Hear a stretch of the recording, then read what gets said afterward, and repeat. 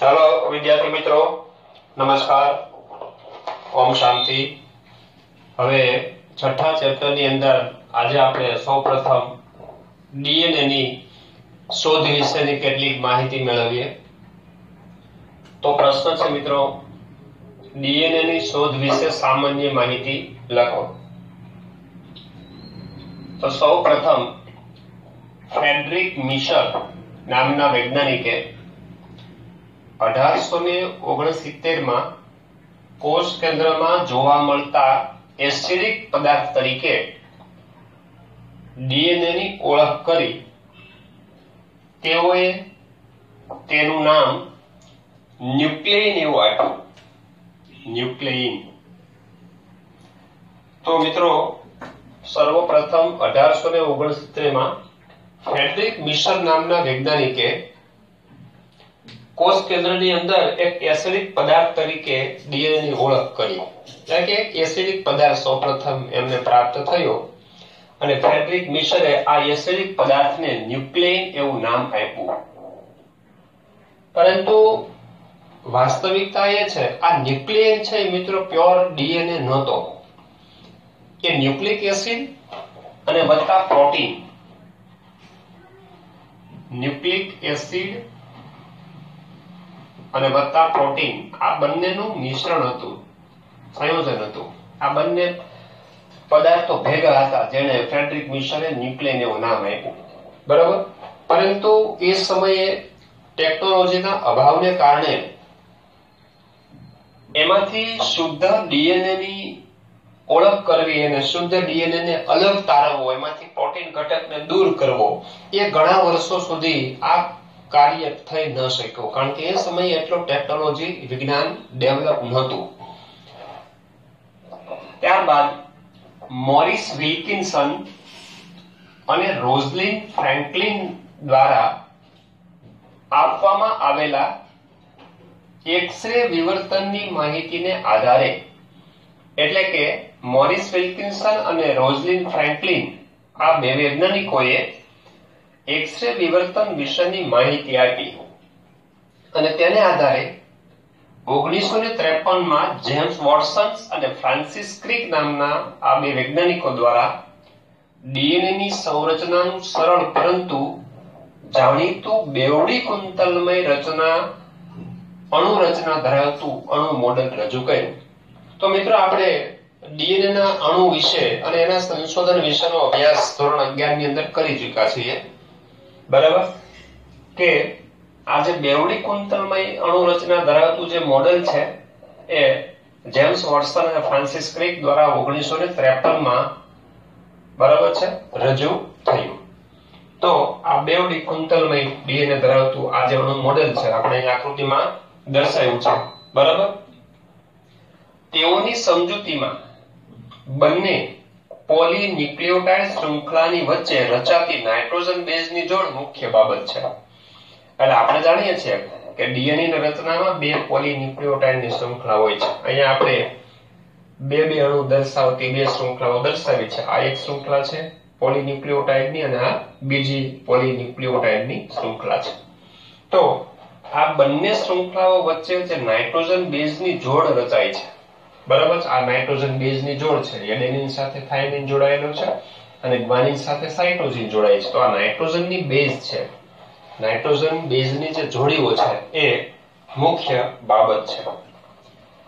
બેવડા કુંતલમય ડીએનએ ની સમજૂતી ઇરવિન ચારગાફ દ્વારા પણ આપવામાં આવેલી અને એના અવલોકનના આધારે નાઇટ્રોજન બેઝની જોડની બાબતમાં આપેલી. એટલે આ વાક્ય એવું કહે છે કે બેવડા કુંતલમય ડીએનએ ની સમજૂતી ઇરવિન ચારગાફ નામના વૈજ્ઞાનિકે પણ પોતાના અવલોકનને આધારે આપેલી છે. અને કોના આધારે? નાઇટ્રોજન બેઝની જોડની બાબતમાં. તેમાં તેમણે એવું દર્શાવ્યું કે એડેનિન અને થાઇમિન, આ એડેનિન અને થાઇમિન તથા ગ્વાનિન અને સાઇટોસિન વચ્ચેનું પ્રમાણ એકબીજાને સમાન હોય છે અને અચળ હોય છે. એટલે કે ડીએનએ માં પોલીન્યુક્લિયોટાઇડ શૃંખલાની અંદર બંને શૃંખલામાં જેટલા એડેનિન હોય એટલા સામે થાઇમિન હોય છે. અને જેટલી સંખ્યામાં ગ્વાનિન હોય એટલી સંખ્યામાં સાઇટોસિન હોય છે. આવું ઇર્વિન ચારગાફના અવલોકન પરથી રજૂ થયું. હવે મિત્રો જોઈએ ડીએનએ ની બેવડી કુંતલમય રચનાની મુખ્ય ખાસિયતો જણાવો. બરાબર, તો પહેલો પોઈન્ટ છે ડીએનએ 2 પોલીન્યુક્લિયોટાઇડ શૃંખલાઓનું બનેલું હોય છે. જાણો છો હવે સર્વસામાન્ય વાક્ય છે. ડીએનએ હોય તો એની અંદર આ એક પોલીન્યુક્લિયોટાઇડની શૃંખલા છે અને આ બીજી પોલીન્યુક્લિયોટાઇડની શૃંખલા છે. તો 2 શૃંખલાઓનું બનેલું છે જેનો આધાર શર્કરા તથા ફોસ્ફેટનો બનેલો છે. જેનો આધાર એટલે શર્કરા. હવે જોઈ શકો છો આ પેન્ટોઝ શર્કરા છે. ડીએનએ છે એટલે ડીઓક્સીરિબોઝ નામની પેન્ટોઝ શર્કરા હોય છે. તો આ પેન્ટોઝ શર્કરા અને આ ફોસ્ફેટ. તો પેન્ટોઝ શર્કરા અને ફોસ્ફેટ છે. અહીંયા પેન્ટોઝ શર્કરા અને ફોસ્ફેટ છે. તો એ આધાર બનાવે છે અને નાઇટ્રોજન બેઝ અંદરની તરફ ઉપસી આવેલા છે. આ અંદરની બાજુ આ નાઇટ્રોજન બેઝ છે. એડેનિન ગ્વાનિન 4 શૃંખલાના નાઇટ્રોજન બેઝ છે અને બીજી શૃંખલા છે એમાં થાઇમિન ને સાઇટોસિન આ નાઇટ્રોજન બેઝ છે. અંદરની તરફ ઉપસી આવેલા છે એટલે કે આધારને લંબ ગોઠવાયેલા હોય છે. તો ડીએનએ 2 પોલીન્યુક્લિયોટાઇડ શૃંખલાનું બનેલું છે જેનો આધાર શર્કરા અને ફોસ્ફેટથી બનેલો છે અને નાઇટ્રોજન બેઝ અંદરની તરફ ઉપસી આવે છે એટલે કે નાઇટ્રોજન બેઝ ડીએનએ પોલીન્યુક્લિયોટાઇડની શૃંખલામાં અંદર તરફ આધારને લંબ રીતે ગોઠવાયેલ હોય છે. બીજો પોઈન્ટ છે બંને શૃંખલા પ્રતિ સમાંતર ધ્રુવતા ધરાવે છે. એટલે કે પ્રતિ સમાંતર ધ્રુવતામાંના દિશા. એટલે કે એક શૃંખલાની ધ્રુવતા 5' થી 3' તરફ હોય તો બીજી શૃંખલાની ધ્રુવતા 3' થી 5' તરફની હોય છે. એટલે શું? હવે અહીંયા મિત્રો આ 2 શૃંખલા આપી છે. આ એક શૃંખલા છે અને આ બીજી શૃંખલા છે. હવે આ શૃંખલાની આપણે વાત કરીએ તો આ શૃંખલા નીચેથી ઉપર તરફ અહીંયા આ પ્રથમ કાર્બન છે, આ બીજો કાર્બન છે, આ ત્રીજો કાર્બન છે, અહીંયા આ ચોથો કાર્બન અને આ પાંચમો કાર્બન. તો અહીંયા આ 3' છેડો આ ત્રીજો કાર્બન મુક્ત છે એટલે આ છેડાને આપણે કહીશું 3' છેડો. અહીંયા પાંચમા કાર્બનનો ફોસ્ફેટ મુક્ત છે એટલે આ છેડાને આપણે કહીશું 5' છેડો. તો આ શૃંખલાની દિશા છે નીચેથી ઉપર તરફ 3' to 5' તરફ થાય. એવી રીતે આ શૃંખલાની વાત કરીએ તો ઉપરથી નીચે તરફ અહીંયા મિત્રો આ 3' છેડો બરાબર છે કારણ કે અહીંયા ત્રીજો કાર્બન મુક્ત છે એટલે આ 3' છેડો થશે. અહીંયા પાંચમા કાર્બન પરનો ફોસ્ફેટ મુક્ત છે એટલે આ છેડો છે અને આપણે કહીશું 5'. તો એક શૃંખલામાં નીચેથી ઉપર તરફ 3' to 5' તરફની દિશા છે તો બીજી શૃંખલામાં 3' to 5' તરફ નીચે તરફ એટલે બંને શૃંખલા સમાંતર છે પણ બંનેની દિશા વિરુદ્ધ છે એટલે એને પ્રતિ સમાંતર કહેવાય છે. સમાંતર હોય અને વિરુદ્ધ દિશામાં ગોઠવાય આવી 2 શૃંખલાને પ્રતિ સમાંતર કહેવાય છે. એટલે કે એક શૃંખલાની ધ્રુવતા બરાબર છે 5' થી 3' તરફ હોય બરાબર છે 5' થી 3' તરફ અથવા 3' થી 5' તરફ તો એની સામેની વિરુદ્ધ શૃંખલા છે એ ઉપરથી નીચે તરફ 3' to 5' તરફની ધ્રુવતા દિશા ધરાવે છે. બંને શૃંખલાઓ તેના નાઇટ્રોજન બેઝ દ્વારા હાઇડ્રોજન બંધ સાથે જોડાય છે. આ એક શૃંખલા છે બીજી શૃંખલા સાથે બરાબર નાઇટ્રોજન બેઝ દ્વારા આ હાઇડ્રોજન બંધથી જોડાય છે. આ બ્લુ કલરથી દર્શાવેલા જે બોન્ડ છે મિત્રો એ હાઇડ્રોજન બંધ છે. હવે એમાં એડેનિન અને થાઇમિન છે. આ એડેનિન અને થાઇમિન એકબીજા સાથે 2 નબળા હાઇડ્રોજન બંધથી જોડાય છે. એટલે જોઈ શકો છો મિત્રો સ્પષ્ટ રીતે અહીંયા આકૃતિમાં આ એડેનિન નામનો નાઇટ્રોજન બેઝ થાઇમિન સાથે અહીંયા આ 2 બ્લુ કલરના હાઇડ્રોજન બંધ દર્શાવ્યા છે એ નબળા હાઇડ્રોજન બંધ છે. તથા ગ્વાનિન અને સાઇટોસિન એકબીજા સાથે 3 નબળા હાઇડ્રોજન બંધથી જોડાય છે. એટલે ગ્વાનિન અને સાઇટોસિન ની વચ્ચે આપણે કેટલા હાઇડ્રોજન બંધ દર્શાવ્યા? 3 બંધ. આ એક છે, અહીંયા વચ્ચે આ બીજો છે અને આ ત્રીજો. તો એડેનિન અને થાઇમિન બે નબળા હાઇડ્રોજન બંધથી જોડાય અને ગ્વાનિન અને સાઇટોસિન છે એ ત્રણ નબળા હાઇડ્રોજન બંધથી જોડાય. કહેવાનો મતલબ એ છે કે બે પોલીન્યુક્લિયોટાઇડની શૃંખલાઓ એકબીજા સાથે નબળા હાઇડ્રોજન બંધથી જોડાયેલા હોય છે. પરિણામે પ્યુરિન નાઇટ્રોજન બેઝની સામે હંમેશા પિરિમિડિન નાઇટ્રોજન બેઝ જ આવે. બરાબર છે. પ્યુરિન અહીંયા જોઈ શકો છો, આ એડેનિન છે, પ્યુરિન પ્રકારનો નાઇટ્રોજન બેઝ છે. તો એડેનિનની સાથે હંમેશા થાઇમિન જ જોડાય. તો થાઇમિન છે પિરિમિડિન પ્રકારનો નાઇટ્રોજન બેઝ છે. એવી રીતે ગ્વાનિન છે એ પ્યુરિન પ્રકારનો નાઇટ્રોજન બેઝ છે અને એની સાથે હંમેશા સાઇટોસિન જોડાય. તો સાઇટોસિન છે પિરિમિડિન પ્રકારનો નાઇટ્રોજન બેઝ છે. એનો મતલબ ડીએનએ ની કોઈ પણ શૃંખલામાં, બરાબર, કોઈ પણ ડીએનએ ના અણુમાં પ્યુરિન સાથે હંમેશા પિરિમિડિન નાઇટ્રોજન બેઝ જ જોડાઈ શકે છે. તેનાથી કુંતલની બંને શૃંખલા વચ્ચે લગભગ સમાન અંતર જળવાય છે. એટલે કે આ જોડાણથી બે શૃંખલાઓ વચ્ચેનું જે અંતર છે, બરાબર, કોઈ પણ ડીએનએ હોય તો ડીએનએ ની અંદર બે શૃંખલા વચ્ચેનું અંતર, બરાબર છે, આ એક શૃંખલા છે, આ બીજી શૃંખલા, આ બે વચ્ચેનું ડિસ્ટન્સ, બરાબર છે, આ 20 એંગસ્ટ્રોમ જેટલું હોય છે મિત્રો. બરાબર, એ કોઈ પણ સ્થાને અચળ જળવાય છે. ચોથો પોઈન્ટ છે, બંને શૃંખલાઓ જમણેરી કુંતલ પામેલ હોય છે. હવે જમણેરી કુંતલ એટલે શું? એનો જે વળાંક હોય છે, અહીંથી જોઈ શકો છો, આ નીચેથી ઉપર તરફ આ શૃંખલા છે તો આ જમણી બાજુ વળાંક ધરાવે એટલે આને જમણું કુંતલ કહેવાય. અહીંયાથી કઈ બાજુ વળે છે? જમણી બાજુ. પછી જમણી બાજુ એટલે આને જમણેરી કુંતલ કહેવાય. નીચેથી ઉપર તરફ જતા આ કુંતલ જમણેરી છે. બરાબર, એવી રીતે બંને શૃંખલાઓ જમણેરી કુંતલ ધરાવે છે.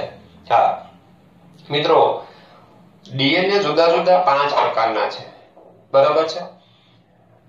A B C D, A B C D અને Z, આ 4 પ્રકારના જુદા જુદા ડીએનએ છે.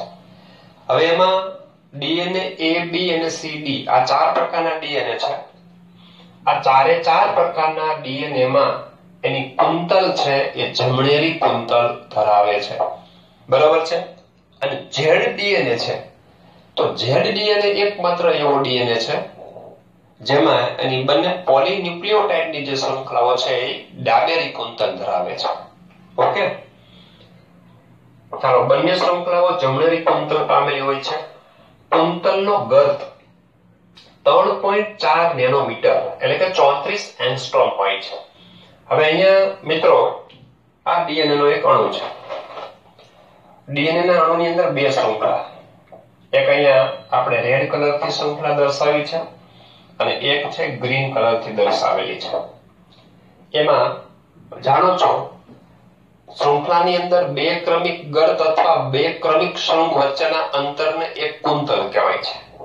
તો અહીંયા ગર્ત શબ્દ ધ્યાનમાં લીધો છે, કુંતલ શૃંગ જે વાત ધ્યાનમાં લ્યો તે. તો અહીંયા આપણે આ ગ્રીન કલરની જે શૃંખલા છે એનો આ ટોચનો ભાગ, ત્યારથી એક કુંતલ અહીંયા પૂરું, આ ટોચનો ભાગ અહીંયા સુધીનું આ અંતર છે એને એક કુંતલ કહેવામાં આવે છે. અને આ એક કુંતલની લંબાઈ 3.4 નેનોમીટર જેટલી હોય છે. 3.4 નેનોમીટર એટલે કે 34 એંગસ્ટ્રોમ કહેવામાં આવે છે. અને તેના પ્રત્યેક વળાંકમાં, વળાંક એટલે કુંતલ, બરાબર છે. તો અહીંથી એક કુંતલ કીધો પણ અહીંયા શબ્દ ગુજરાતી વાપર્યો છે પ્રત્યેક વળાંકમાં. તો એક વળાંક એટલે એક કુંતલ. એક કુંતલમાં, દરેક કુંતલમાં 10 બેઝ પેર, બીપી એટલે બેઝ પેર એટલે કે નાઇટ્રોજન બેઝની જોડ. તો એક વળાંકની અંદર આવી રીતે અહીંયા આપણે દોરી છે મેં, આ 1 2 3 4 5 6 7 8 9 10 આવી રીતે એક કુંતલની અંદર આ એક બેઝ પેર છે, આ એક બેઝ પેર, આ બીજી બેઝ પેર, એવી રીતે એક કુંતલની અંદર આવી નાઇટ્રોજન બેઝની કેટલી પેર આવે મિત્રો? 10 પેર આવે.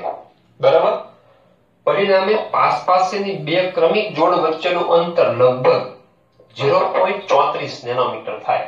તો અહીંયા આકૃતિ પરથી સમજાય છે કે એક કુંતલની લંબાઈ જો 3.4 નેનોમીટર જેટલી હોય, હવે એમાં 10 નાઇટ્રોજન બેઝની પેર હોય તો બે ક્રમિક પેર વચ્ચેનું અંતર 3.4 નેનોમીટર કરતા 10મા ભાગનું હોય, એટલે કે 0.34 નેનોમીટર જેટલું હોય છે, અથવા તો 3.4 એંગસ્ટ્રોમ જેટલું હોય છે.